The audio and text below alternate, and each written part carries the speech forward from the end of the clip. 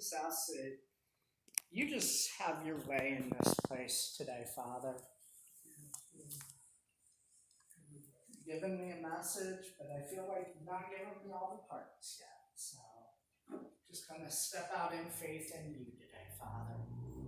Just have the words I say be the words that you would have me say. You have free reign in this place today, Father God. In Jesus' name we pray. Amen. Amen.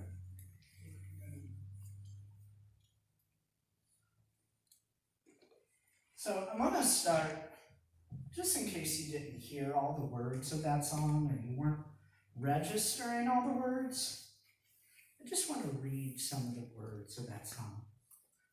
We're one in the Spirit. We are one in the Lord. And we pray that all unity may one day be restored. We will walk with each other. We will walk hand in hand. And together we'll spread the news that God is in our land. Amen. We will work with each other. We will work side by side. And we'll guard each one's dignity and save each one's pride. Amen. And they'll know we are Christians by our love, by our love.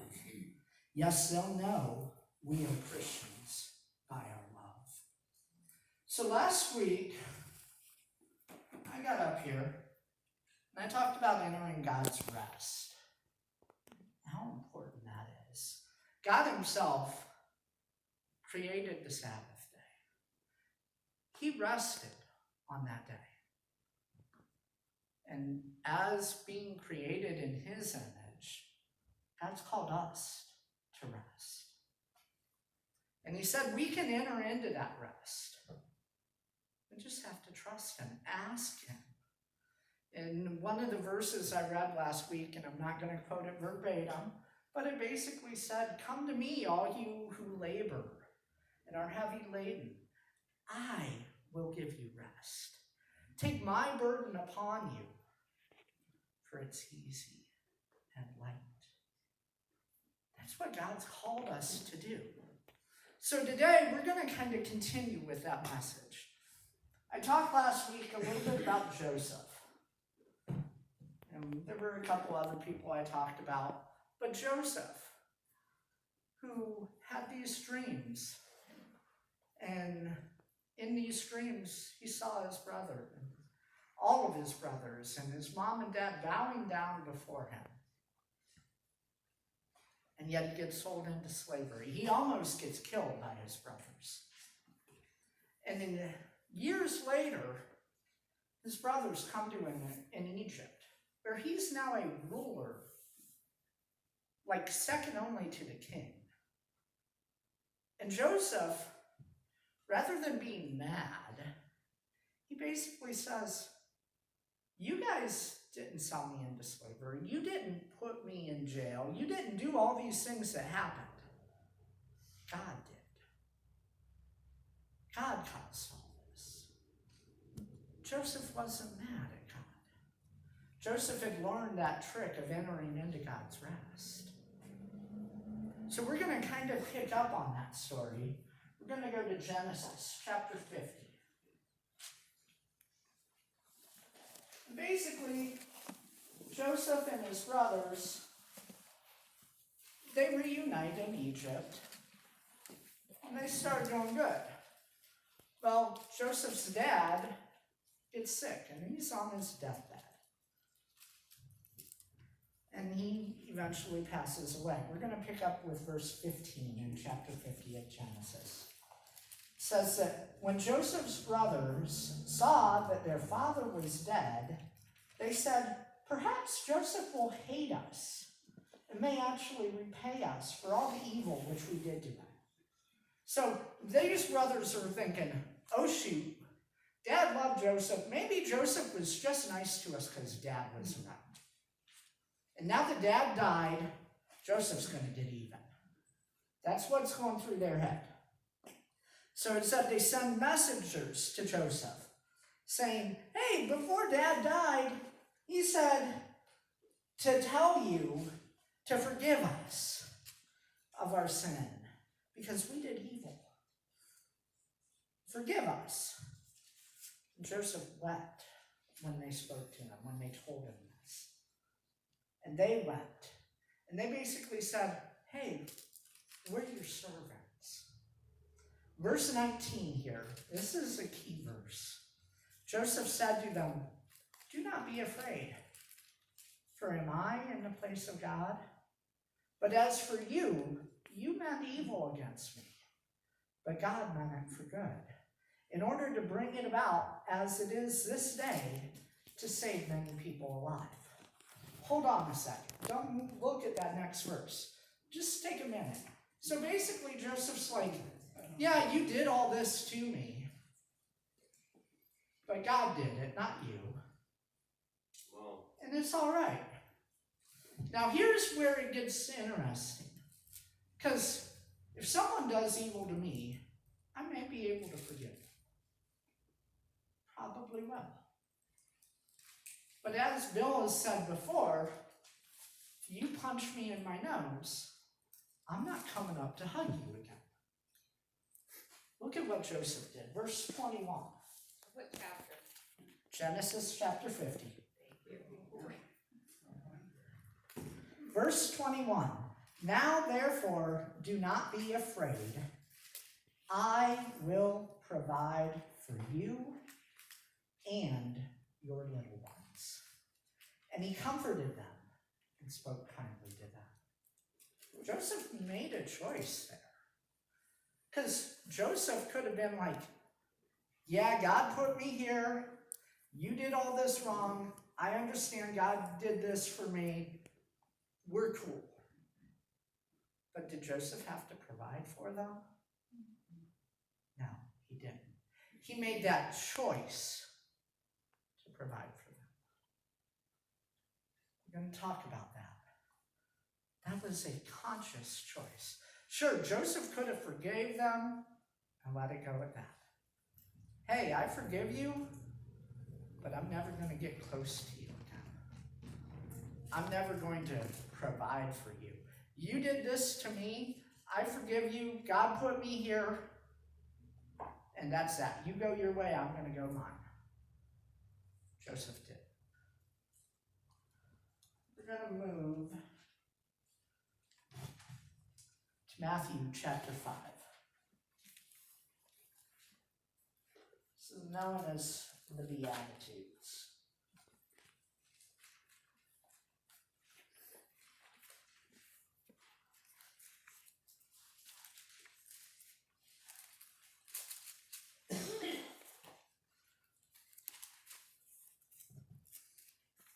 Jesus is kind of talking about different choices that we have.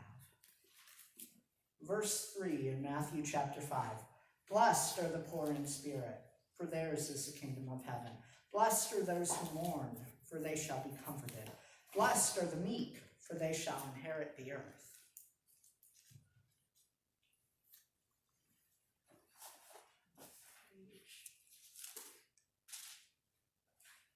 Blessed are those who hunger and thirst for righteousness, for they shall be filled. Blessed are the merciful, for they shall obtain mercy. Blessed are the pure in heart, for they shall see God. Blessed are the peacemakers, for they shall be called sons of God.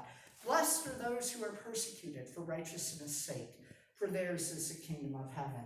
Blessed are you when they revile and persecute you, and say all kinds of evil against you falsely for my sake. Rejoice and be exceedingly glad, for great is your reward in heaven. So they persecuted the prophets who were before you. You are the salt of the earth. But if the salt loses its flavor, how shall it be seasoned? It is then good for nothing but to be thrown out and trampled underfoot by men. You are the light of the world. A city that is set on a hill cannot be hidden. Nor do they light a lamp and put it under a basket, but on a lampstand, and it gives light to all who are in the house. Let your light so shine before men that they may see your good works and glorify your Father in heaven. Do not think that I came to destroy the law or the prophets. I did not come to destroy, but to fulfill. And then it says, verse 19, whoever therefore breaks one of the least of these commandments and teaches men so shall be called least in the kingdom of heaven. But whoever does and teaches them, he shall be called great in the kingdom of heaven. Verse 21, you have heard that it was said to those of old, you shall not murder, and whoever murders will be in danger of the judgment. But I say to you that whoever is angry with his brother without a cause shall be in danger of the judgment, and whoever says to his brother, Raca, shall be in danger of the council. But whoever says, you fool, shall be in danger of hellfire. Therefore, if you bring your gift to the altar and there remember that your brother has something against you, leave your gift there before the altar and go your way. First be reconciled to your brother, and then come again and offer your gift. This verse, all of these, Jesus is teaching a different way.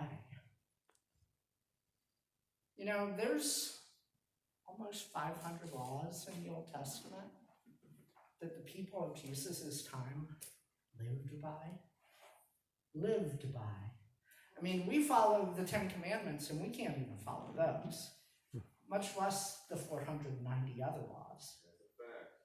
We can't. It said here that Jesus came to fulfill the law, which he did. But he gave us different commandments. You know, I called this today the commandments. Anyone know the commandments that Jesus gave us?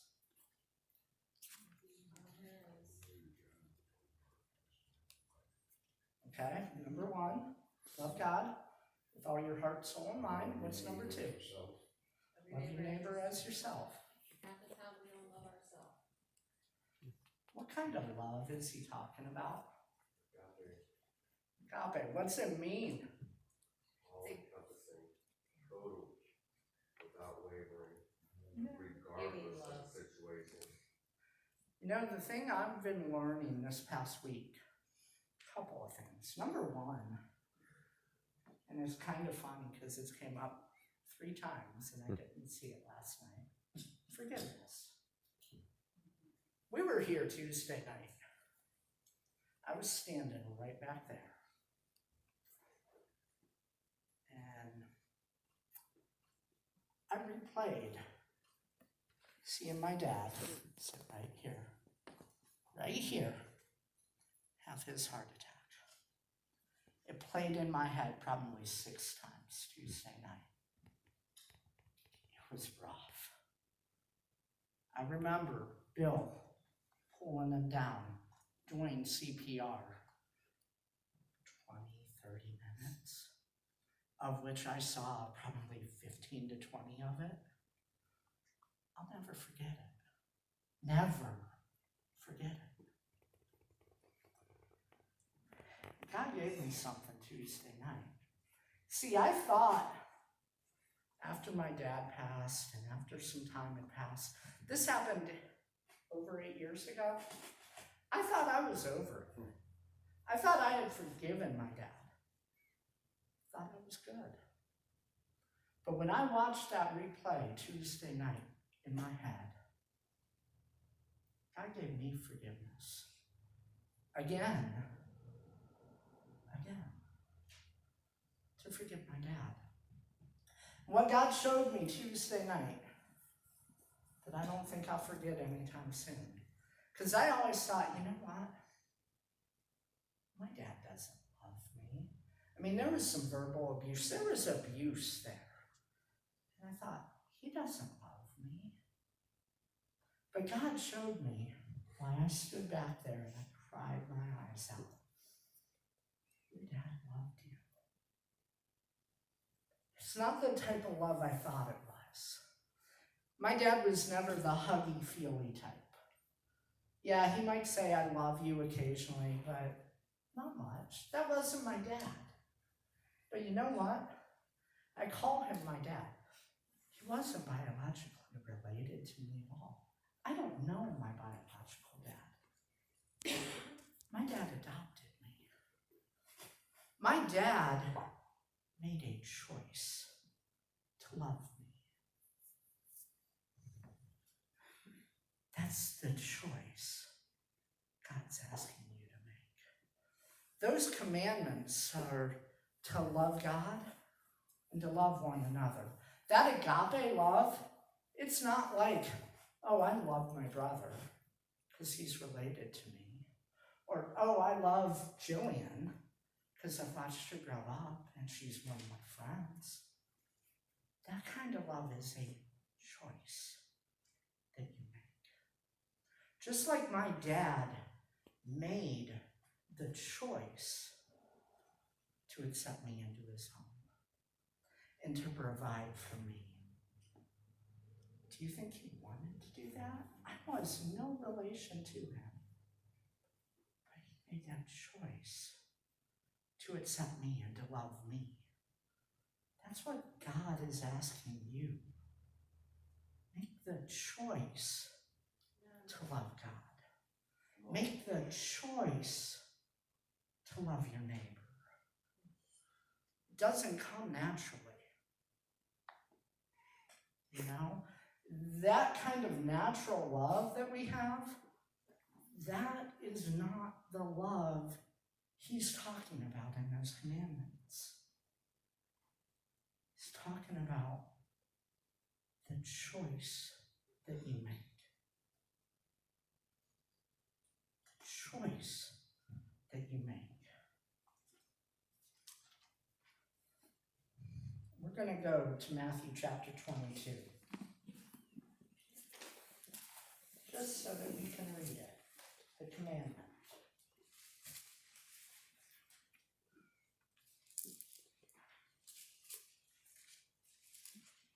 It's Matthew chapter 22. Basically, the Pharisees and the Sadducees, they're all trying to trip Jesus up. They had tried before in like verse 28, to question Jesus and to get him to break, to contradict himself, to contradict the Bible. So they come to him in verse 36 and they say, "Teacher, which is the great commandment in law?" Trying to trip him up. Jesus just says, "You shall love the Lord your God with all your heart, and with all your soul, and with all your mind. This is the first and great commandment. And the second is like it. You shall love your neighbor as yourself. On these two commandments hang all the law and the prophets." Have you ever thought about that? Just for instance, we've been given 10 commandments. Jesus says that on those two, love God, love your neighbor, the whole law is encompassed. Just take the 10 commandments. Keep the Sabbath day. Okay, that's love God. Do not steal, do not kill. That's loving your neighbor. Honor your mother and father, loving your neighbor. They're all fulfilled with those two. That's what he's called us to do. That's what he's called us to do.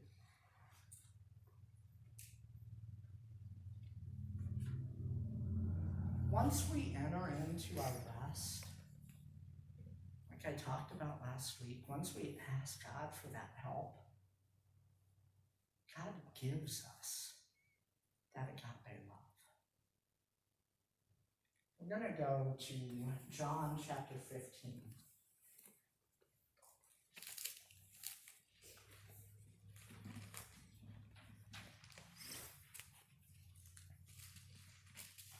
Jesus is in the garden in this chapter, and he's praying to God.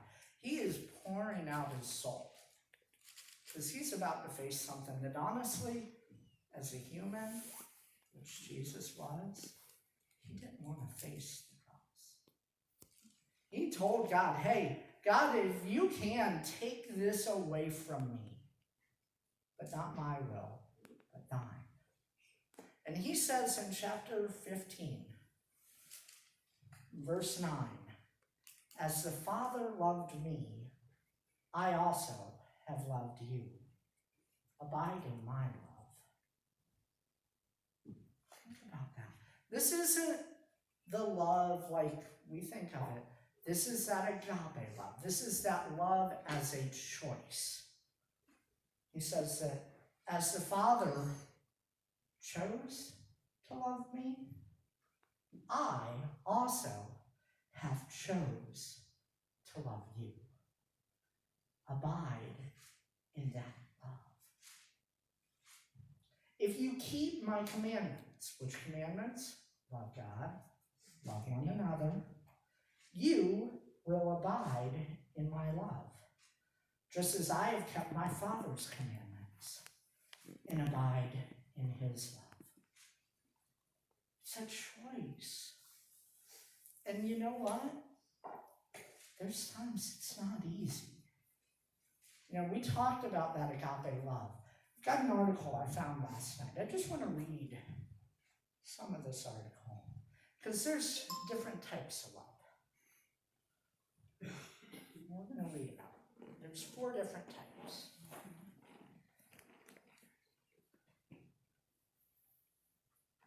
The first is what's called storge. It's basically affection or familial love. It's kind of the love I have for my brother. Really, sometimes we may have nothing in common, but because he's related to me, I love him. And you know what? There are times where he annoys me, and I know I annoy him, but I still love him. Does that get stressed and strained sometimes?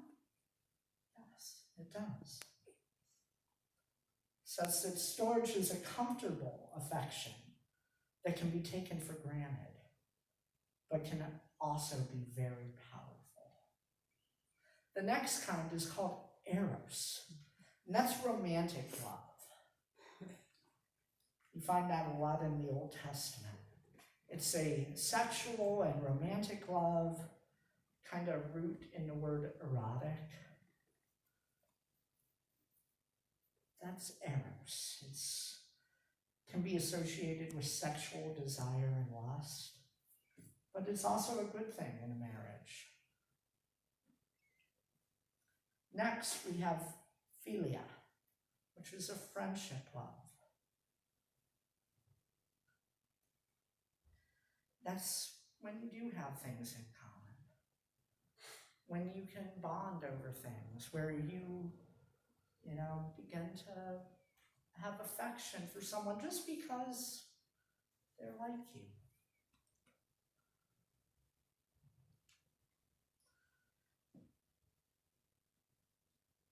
And then we have the agape, which is often defined as charity, which isn't giving away money or things, but it's unconcerned with the self, concerned with the greatest good of another.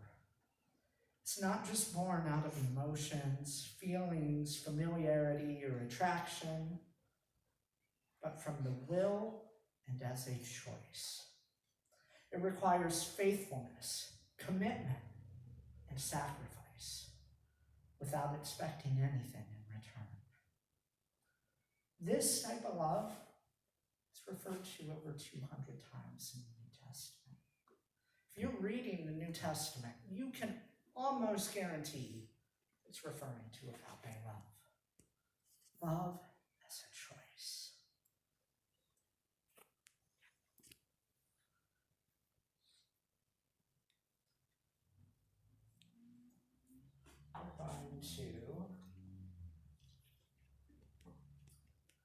I want to talk about agape love. You know, it is a choice. And in making that choice, God gave us those commandments. Number 1, we should make that choice to love God with agape love. Number 2, we should have it for other people. I'm not talking about your friend. I'm not talking about your brother. I'm not talking about your mom. I'm talking everybody. I'm talking the lady up the street who you hate her guts. You have to make the choice to love her. Well, that's not preaching. It's tough. You have to make the choice. You know, I've been finding out, sure, I have the familial love for my brother. And you know what? I probably even have the philia love for my brother. But God's been dealing with me. I need to have the agape love for him. That's hard. Because there's been some things where it's like, I know what you've done. I know things where I've been hurt. And even though I've been hurt, I have to make that decision. Well, And you know what? Sometimes it means I can't do what I want to do.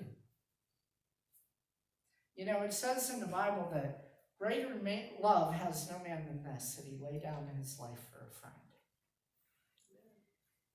I'm going to tell you something in that verse.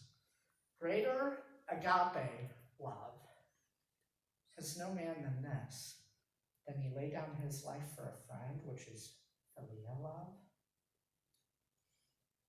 Make that choice. It says that we are to love our enemy, pray for those that despitefully use us. Do you think that's easy? It's not. I guarantee you it's not. If it were easy, everyone would do it. You know, I read in that verse where it says that we're the salt and we're the light. And I've heard that verse a million times before.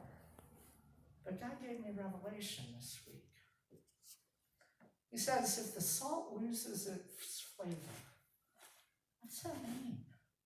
You know, everybody thinks it means salvation. well, It doesn't. does it?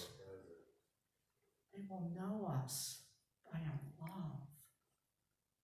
That song I played, it's not like, oh, I hope you're doing great today, Jackie. I'm praying for you. I love you. Cool. Phileo love. What it means is, you know what, Jackie? I see you're going through it right now. I'll be there.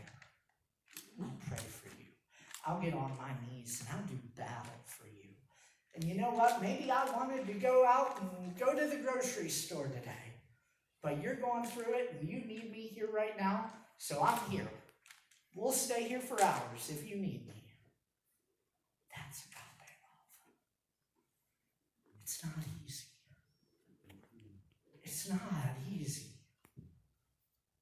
It's not. And you know why? You know why it's so important to be in his rest? Because if you're not in his rest first, you can't show that love. You can't show that love if you're not in his rest. You can't. That agape love, it's what we have that the world doesn't. That's our light. That's our salt. That's how they know that we're a Christian. That's how they know, by our love. That's how they know. You know, they don't have that. You go out in the world and you talk to people that aren't a Christian, and if someone punches them, what's their first reaction? I'm going to punch you back. I'm going to get revenge. And you know what? In the church, as Christians, what's our reaction? What's going on? How can I pray for you? That should be our reaction. Is it? Are we making that choice? Are we?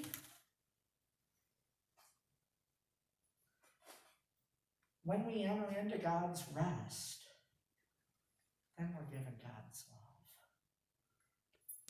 And we're just asked to choose to show it to others.